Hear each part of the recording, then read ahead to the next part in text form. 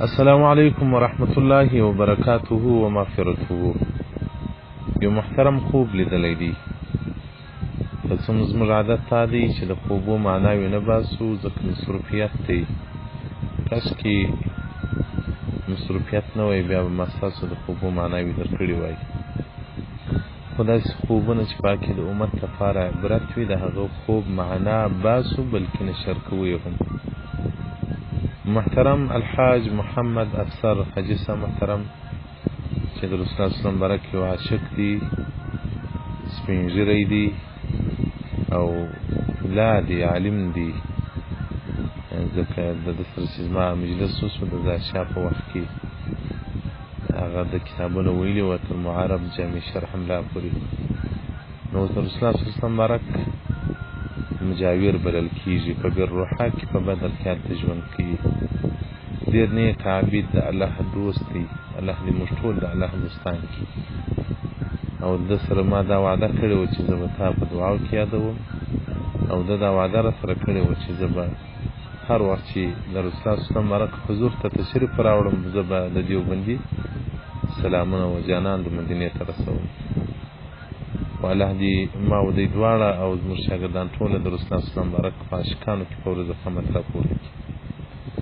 د محترم یو قریب یې دی، هغه خوب لیدلی دی چې و یو قریبه او ښځینه وفات شوې ده، بیا مې خوب ولیدله چې ته په جنت کې په جنت کې څه حال دی. وایي خیر و خیرات دی، په جنت کې واړه دي، نجونې والکان دي، لویان خلک نسته، یو نفر دی. او دغه رنګه وایي بیا یو سپین کالی سړی و چې زه ورتلم، وایي په هغه شاوخوا باندې ماران وه، نو ډېر ماران وه. او دې مورې په خوب کې راته وویل چې دا خلک چې جنت ته نشي راتلی، دا فلمونه ګوري، فلمونه ګوري، د فلمو په وجه باندې جنت ته نشي راتلی. د دې خوب تعبیر او معنا به وکړو.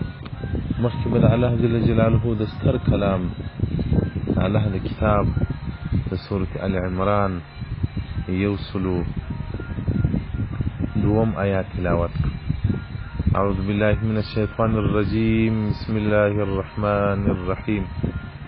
یا ایها الذین آمنوا اتقوا الله حق تقاته ولا تموتن الا وانتم مسلمون. یا ایها الذین آمنوا هي کسانو چې ایمان یې راوړی دي، اتقوا الله وویریږي د الله څخه، حق تقاته په حق ویریدلو سره. الله راته وایي ولا تموتن مه مرئ الا خو بیا مړه سي وانتم مسلمون، تاسو مسلمانان مړه سي پر ایمان واسي. د سورة ال عمران 102 آیات. نو دغه فلمونه کتل، هغه کې د لوڅو ښځو تصویران، د لوڅو ښځو ویډیوګانې کتل، هغه کې فحش کتل، سندرې کتل. محترمینو دا د انسان پر ایمان باندې اثرات کوي. دغه محترم چې خوب لیدلی دی او خپلې مور ورته ویلي دي چې په جنت کې یم، خو دلته وړوکي او کوچنیان او ماشومان دي، لویان نه راځي. لویان خو له ملا تر امي، د تجاره تر مسکینه، تر غریبه تر پیداله، ټول په فلمو اموخته سول، ټول په فیسبوکو اموخته سول. د الله په حضور کې به بیا کم جواب ورکوو؟ ایا موږ ژوند ټول په ګوګل او یوټیوب او فیسبوک باندې مشغول وګرځاوه؟ زه دې ته وایم صرف یو فیسبوک د انسان دپاره بس دی، یو یوټیوب بس دی، نور دې هېڅ ګناه نه کوي، خو دغه دوه شیان مې دوزخ ته ورسوي. دا هغه څه دي چې کافرانو د انسانانو د شغل لپاره وضع کړل، چې انسانان د الله جل جلاله څخه مشغوله سي، د الله د رسول څخه مشغوله سي. زموږ د ځوانانو سترګې سهار تکې سرې وي، د شپې پر فیسبوک باندې فلمونه ګوري، فحش ګوري، نارواوې ګوري. او دغه رنګه یو وخت زما شیخ او مرشد مبارک ته یو مورد خوب بیان کړي. سپین ږیری عالم و، حاجي عبدالستار نومېدی. خوب مې لیدی داسې قبرستان وي، بعضې قبرونه ډېر غټ غټ وي، داسې کړکۍ لري او غټ غټ کلیکینان کې پکښې وي، او بعضې قبرونه بیا داسې له کلیکې چې تېرې سوي زما شیخ مبارک ورته الواقعات ښه خوب لیدلی دي دا غټ غټ قبرونه او دا کړکۍ او کلکینان چې ورپکښې وه دا د پخوانو قبرونه دي او دغه قبرونه چې دا لیکي وي دا د دې اوسنو قبرونه دي. رسول الله صلی الله علیه وسلم وایي دا قبر یا مد البصوات شي چې سترګې دید کړي دونه سړي ته آزاد شي یا دومره کوچنی شي چې د انسان یوه پښتۍ ته دا بله پښتۍ ورتېره کړي. نو محترمه دغه انسانان ټول په غفلت کې وو، حتی که په هر ځای کې دي چې نیټ ته لاسرسی کېږي په سینما او په فلمو باندې اخته دي.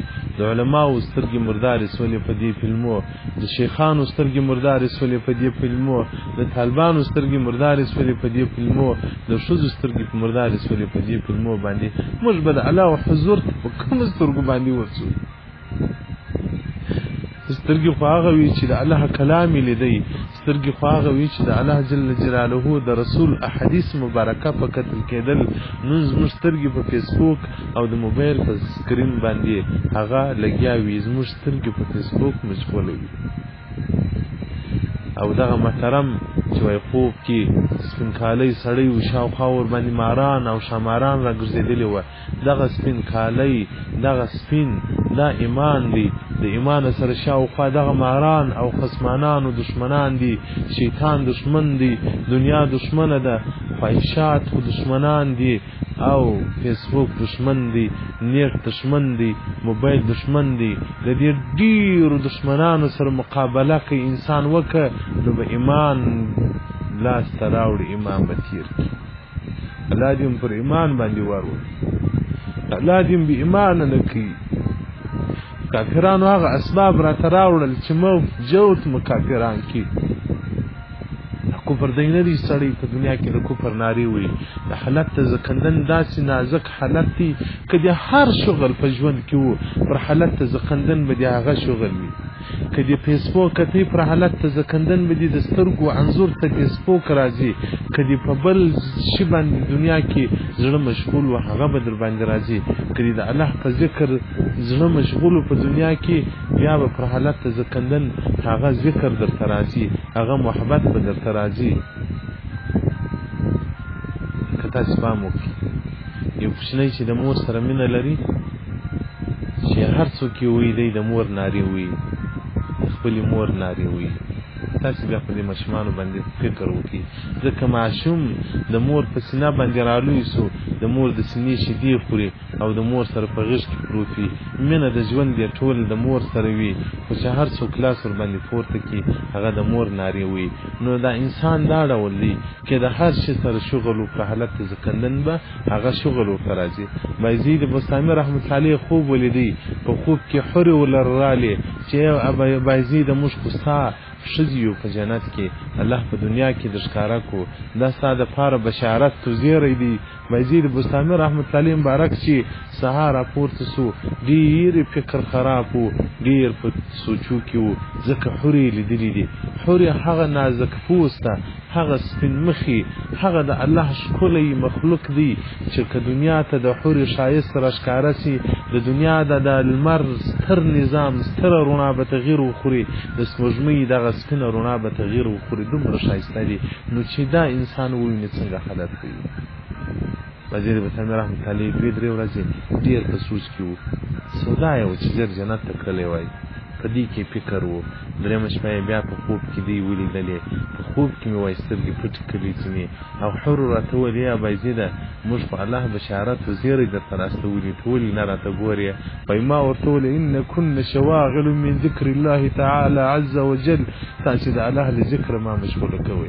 سبحان الله، پخوانو حورو ته په خوب کې نه کتل و د الله څخه مشغوله کوي. موږ نن علما و هم فیسبوک، علما و هم انټرنیټ، علما و هم یوټیوب، علما و هم دغه شان لاسته راوړل چې د فیسبوک په خاطر مو الله لرې کوي له ځانه څخه، الله قرآن مو لرې کوي. خالد بن ولید رضی وایي الله ته به کم جواب ورکوم په ورځ قیامت چې هغه وایي زما کلام دی د تورې په خاطر پرېښوی، توره دي جنګوله جهاد یې کاوه، په توره دي د کافرانو سرونه پرې کول، ولیکن زما کلام درته پاتې سو. زه به وایي څه جواب وایم؟ ویې ژړل. ولیکن ممکن موږ د الله کلام د فیسبوک په وجه پرېښی دی. دغه وخت چې موږ فیسبوک ته ورکوو د الله کلام ته یې راځي ورکو، د الله ذکر ته یې ورکو، د رسول الله صلی الله علیه وسلم درود ته یې ورکو، راځي دا و نفلو ته ورکو، راځي دا تحلیل او تسبیح ته ورکو. دغه وخت هغه یو شاعر وایي حیران یم چې نفرت ته اوزګاریږي خلک څنګه، دا وخت خو دومره کم دی د محبت دپاره هم حیران یم چې نفرت ته اوزګاریږي خلک څنګه. وایي دا وخت د محبت دپاره لا نه لرو چې چا سره محبت وکړو. هغه خلکو ته وایي موږ حیران یو چې نفرت ته څنګه وخت لري، نفرت ته څنګه وخت ورکوي. محترمینو د عبادت دپاره مو لا وخت زموږ څومره کم دی. تاسې خپل ځان ته فکر وکړئ څونه موږ بیده یو، څونه په خوراک اخته یو. شپاروس 40 ګنټې دي. تاسې په دې کې فکر وکړئ څونه وخت موږ بیدېږو، څونه وخت زموږ د اهل د اولاد سره، څومره وخت موږ د دنیا په ژوند کې تېروو. څومره وخت چې زموږ عبادت ته راپاتې دي هغه موږ بیا په فیسبوک او بیا په فلمو باندې وګورو، په فلمو باندې مشغول وکړو. د خدای په لحاظ خوندو ورونو د خپل قبر په خاطر باندې موبایل چې ګرانې وي، موبایل ته چې د نیټ پیکیج واچوه، دا احساس در سره وکړه چې ورځ قبر ته ورځم، ورځ د الله حضور ته ورځم، ورځ به الله حساب را سره وکړي. دا موبایل به زه څنګه استعمالوم؟ د دې موبایل په توسط باندې بعضې خلک چې زموږ سره شاګردان دي د رسول الله صلی الله علیه و آله و صحبه وسلم مبارک په دیدار مشرف شول، هغه یې په خوب ولیدی، د هغه عاشقان جوړ شول. خو دغه موبایل بیا د ډېرو ځوانانو په لاس کې دي چې هغه فلمونه ګوري، بیا په ځای کې ځان ولره معذوره کړي، په ځان باندې ځان انزال، په لاس باندې ځان انزال کړي. داسې ښځې شته چې هغه فلمونه ګوري، هغه د فیسبوک صفحې ګوري چې بدیږي د پردو ځوانانو تصورات په ذهن کې وي، بیا بدیږي. راځي خپل ځان باندې رحم وکړو. الله پر موږ ظلم نه کوي خو موږ ظالمان یو. موږ خپل ځان قصدن دوزخ ته ټېلوو، قصدن د دوزخ په خوا ته ځانونه بیایو. نو محترمه عجیب ښایسته خوب لیدلی دی دا ستا قریب الله جل جلاله دي ستاسو عمر ښایسته کړي. محمد افسر حاجي صاحب محترمه موږ ته به دعاوې کوې، ته د استاد مبارک مجاور یې، ته د موږ خیر یې، او هغه کوم شاګردان چې په مدینه منوره کې دي د الله په خاطر دي موږ ته دعاوې وکړي. زموږ سلامونه دي او رسول الله صلی الله علیه وسلم مبارک ته ورسي، داسې دې ورسي چې رسول الله ستا د امت یو ګناهګاره، یو مردار خوره، یو سپی، یو نجس دیوبندي مولوي سلامونه وایي. مولوي ما را سره یادوي ورته یو سپی ستا د امت سلامونه در باندې وایي. محترمینو د دې محمد افسر حاجي صاحب محترم کوم په تاسو باندې واورم، نور تاسو خپل قبر، تاسو خپل آخرت، تاسو خپل اسپین کفن سره پرېږدو. که هر څه کوئ یو ورځ بیا راتلونکي ستا حساب وسي. السلام علیکم ورحمة الله وبرکاته. جمهوري صاحب محترمه څنګه یې؟ ښه یې؟ په خیر یې؟ په کور کې مو خیریت دی؟ خدای پاک چې وکړي چې ګرد جوړ او روغ یاست او په صحت برابر یاست. زه بیرروحا ته راغلی یم د حاجي افسر خان سره ناست یم. حاجي افسر خان یو پوښتنه درڅه کوي، نو دی به دا خبرې شروع کړي. افسر خان صاحب. أعوذ بالله من الشيطان الرجيم. بسم الله الرحمن الرحيم. السلام عليكم ورحمة الله وبركاته ومغفرته. مولوي صاحب زه ستاسو د زړه د اخلاص سلامونه وایم، د ستاسو انډیوالانو ټولو ته زه سلامونه وایم. الله تعالی دې وکړي د ستاسو په مبارک حضور کې قبول او منظور شي.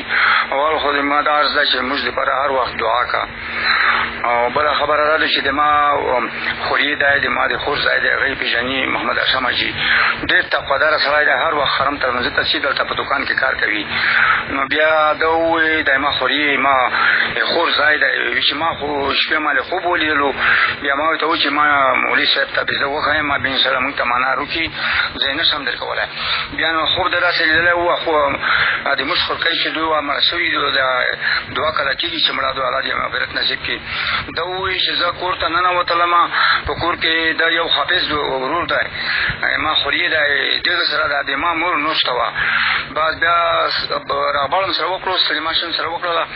ما ورته ووایي چې مورې ته خو بیخي ډېر ځان حیران کړل ملاقات مو سره کړای سالونه دي 22 کورې دي بیا ما دا پښتنه تنه وکړه چې مورې ته خو مړاوي په جنت کې سال دی دی مو شماته وې د مور چې په جنت کې خو قرار کورې دي خو په جنت کې ټول وړاله کانه او جنکې دي د مشران نشته مشران یو مشر او سړی او ښځه نشته په جنت کې و چې ولې نشته چې دا فلمونه ګوري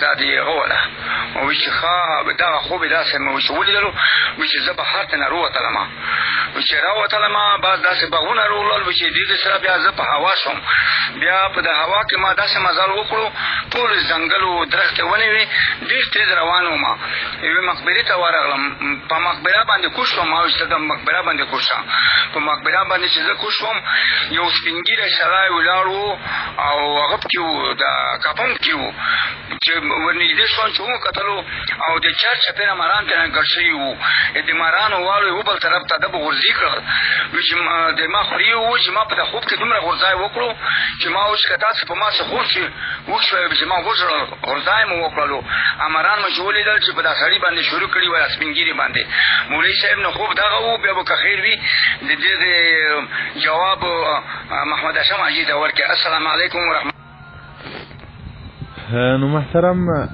دغه مقبره دنیا ده ځکه د دنیا یو داسې ورځ راتلونکې ده چې ټوله دنیا کې به بیا د انسان غږ هم نه وي په هدیره کې هم د انسانانو غږونه نه وي مقبره دنیا ده دغه سپین کالي په سپین لباس کې سپین ږیری سړی دا ایمان دی دا ایمانونه د انسانانو لکه انسان چې ضعیفه کېږي ایمان قوت ته ضعف پیدا کوي نو داسې د زمانې د انسانانو ایمانونه ضعیفه دي او دغه ډېر دشمنان چې ورباندې راټولو ماران دا دشمنان دي پر اسلام باندې ډېر دشمنان دي چې پاکې مې مخکې هم درته وویل چې فیسبوک دی نور څه انسي و شیطاني دشمنان دي نو الله جل جلاله دي موږ تاسې د هره دشمنه څخه که د ایمان دشمن وي او که مو د جان دشمن وي که مو د مال دشمن وي الله دې زموږ حفاظت وکړي محترمینو الله دې زموږ ستاسې سترګې راپاکې کړي هغه چا چې فلمونه ډېر کتلي دي هغه دې نو اوس له دې بعده د خپلې سترګې د الله په قرآن باندې ستړي کړي السلام علیکم ورحمة الله وبرکاته